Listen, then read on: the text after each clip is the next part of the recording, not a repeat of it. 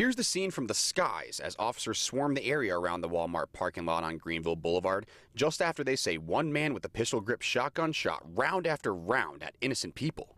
One gunman and 4 victims. Police say 23-year-old Lakeem Faust opened fire in Greenville Friday. His name is Lakeem Anthony Faust. He's 23 years old, and he's a resident of the city of Greenville. Neighbors say Faust exited his apartment minutes before the shooting on Friday and started walking towards Greenville Boulevard. After just a couple minutes, he made his way here to the Kellum Law Firm, where police say he shot his first victim while that victim was sitting in his car.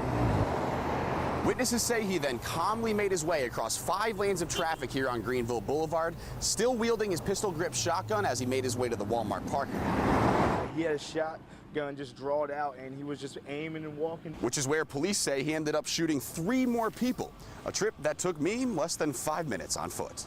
It was chaotic. There were screams in the background. There was gunfire everywhere. It sounded like a war zone out here. Person has been shot, and there's a black gentleman in a black outfit.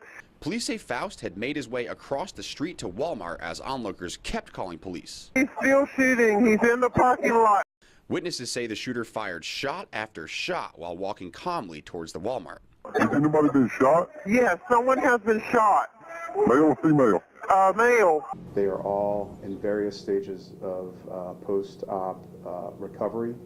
They have very serious injuries. He then engaged with police near Hooker Road. He was not wearing body armor. Police shot him multiple times, causing serious injuries to his arms and legs. William Purvis was outside on a porch off Hooker Road. I can hear bullets hitting off the tin or something. The iron was like ting, ting, ting. He took cover as the gun battle grew closer. Man, I mean, you could smell the gunpowder in the air. That doesn't mean they were trying to keep him alive. No, we aim center mass to stop the threat. But since he is alive, he'll be facing 4 counts of attempted first-degree murder. I was very surprised to hear that he was the person they suspected. Taking a look at his history, it seems as though his actions on Friday may not have been completely out of the blue. Pitt Community College says Faust was originally from Maryland. Records show that Faust was 14 when he was charged for several serious offenses. Those include attempted first-degree murder, attempted second-degree murder, assault, and trespassing. However, since the offender was a juvenile, the records are unavailable, so we don't know the outcome of those charges.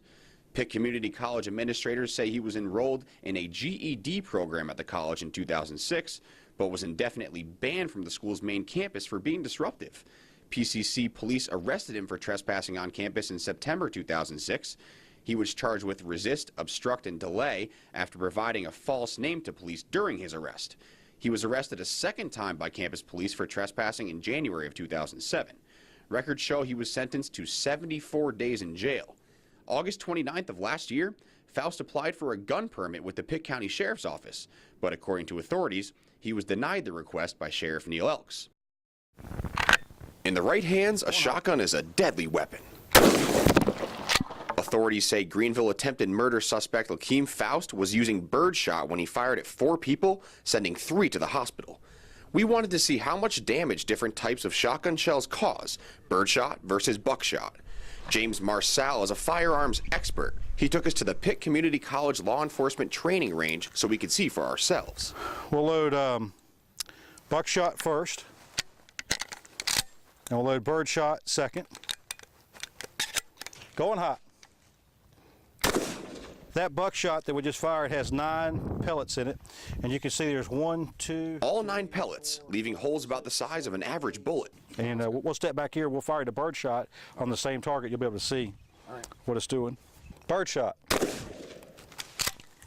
Now you'll notice with the birdshot, it's got a lot wider pattern than what the buckshot does. Behind these walls lies a community full of support. On this particular Sunday morning service, they're remembering a Greenville mass shooting.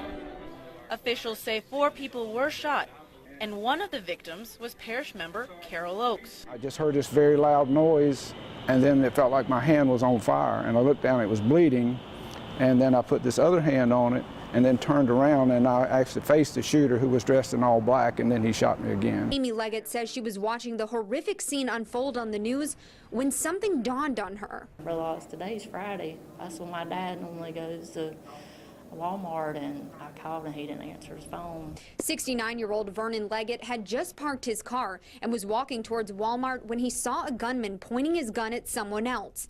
That's when she says her dad decided to take action and distract the gunman. He was shot, across the hip at some point, across the forehead. Then he couldn't see. The blood was just pouring. His glasses were completely covered. And I think God was sitting on his shoulders that kept him from dying out there in that parking lot that day. But he did survive, along with 64-year-old Timothy Edwards, 70-year-old Carol Oakes, and 50-year-old Haywood Witcher Jr. The victims were honored along with the first responders at the Greenville City Council meeting Thursday night. It's remarkable, and I love seeing them. I've gone to their homes. We have become friends.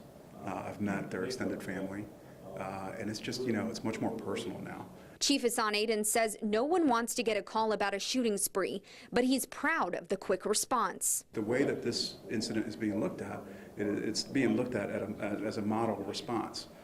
We were fortunate in some ways, but really it comes down to training and execution and courage. Something Leggett knows her father had when he confronted the shooter. When they first took him off the ventilator, it was just amazing. And the first thing he asked me was, how many more people did he shoot?